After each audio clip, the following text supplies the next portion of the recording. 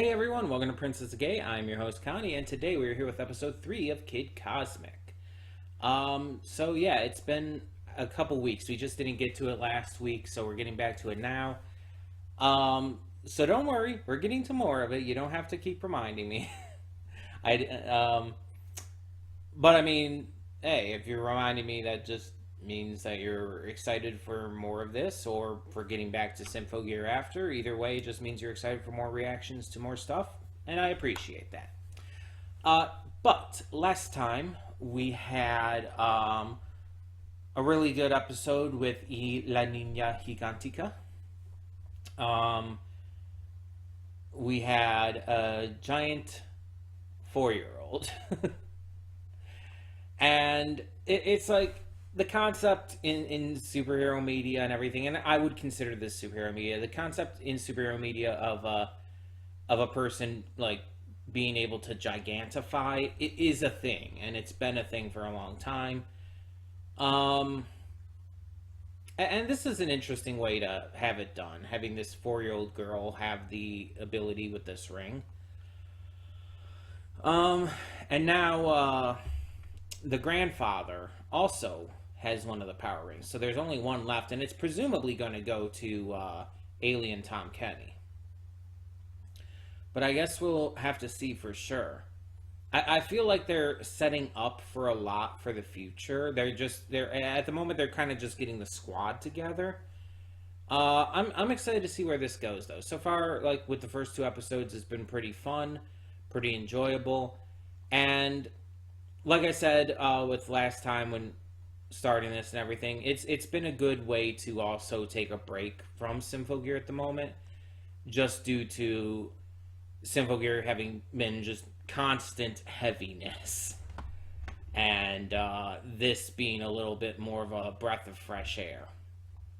So yeah, we're gonna get this started though, not waste any more time, and hopefully we end up enjoying this episode just as much as the first 2.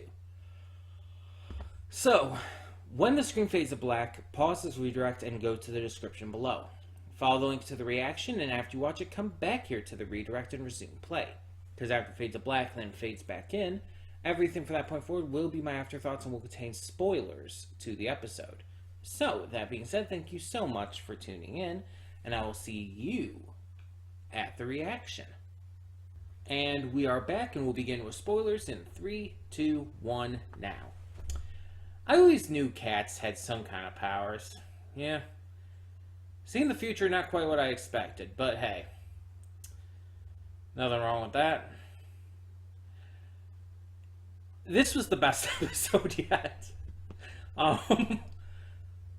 Just Tuna, the one scene that was like, 30, 45 seconds of just Tuna slowly walking across the desert, not even in the foreground, kind of in the background, just slowly walking across the screen with the music, was so fucking amazing. It's like, it was funny, but it was also just like, I couldn't take my eyes off of it.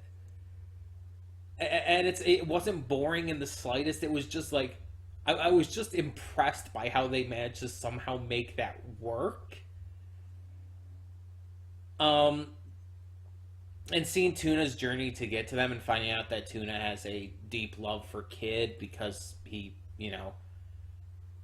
fed them tuna sandwiches from childhood. And yeah, that's really sweet. So Tuna Sandwich is the newest member of our group, and they are a cat who was seemingly either abandoned or just on their own from kittenhood. They wandered over to the diner where Kid found them and gave them a tuna sandwich. They loved it, and since then it's pretty much all that they're willing to eat, it seems. And so when they get a vision of Kid being in danger and possibly dying, it scares them, and they have to go find Kid. So part of the episode is just seeing Tuna trying to get to Kid and save him from dying, While the other half, we see Kid and the gang going to try and find the spaceship because Chuck is telling them there's a secret scroll that'll tell you how to use the stones, and because, Kid is a kid, he believes him. They end up finding the spaceship, being hunted down by two alien demon dogs who Chuck takes care of pretty fucking easily with that death ray. But the ship ends up getting blown up in the confusion of everything happening. And there actually does happen to be a scroll, which was from a device that Chuck just thought was a paper towel dispenser. But it all works out, even though they don't get the scroll.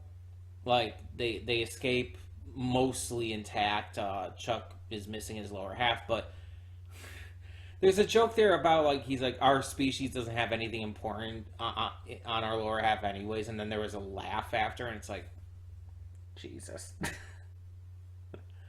It's like, okay. I see what you're doing here. You're sneaking in an adult joke in a cartoon meant for all ages. That's never been done before. Powerpuff Girls has done this before. Foster's Home has done this. Craig McCracken has done this before. So it's not a surprise, but it's like, Jesus, really? Like, that's basically a subtle dick joke, and it's like, okay. But yeah, it was a really fun episode. I like both plots and just the way they converge. I like the face that Tuna makes whenever they see into the future.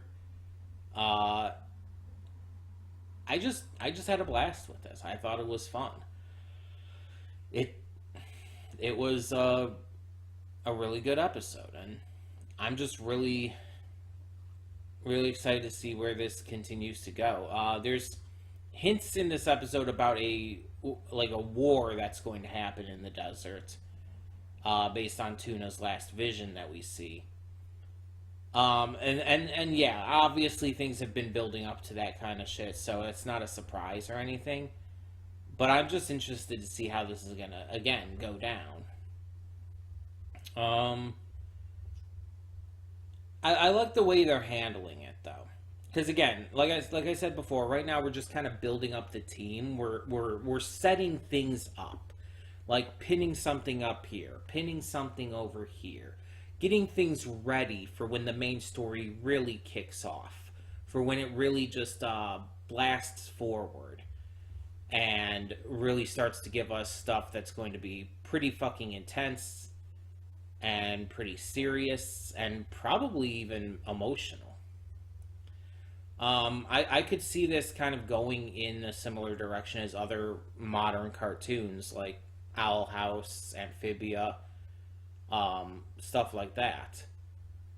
Not necessarily the same level of intensity or whatnot, but still, like, if Chuck does end up getting, like, in contact with his great leader, and if things, like, do eventually come into a full-scale invasion, it could get very intense. Like, there could even be threats of characters dying. So, I'm very invested to see how this goes. But for the time being, let me know in the comments below, what did you think of this episode of Kid Cosmic? And for now, yeah, I'm Connie and I'm signing off. See y'all next time.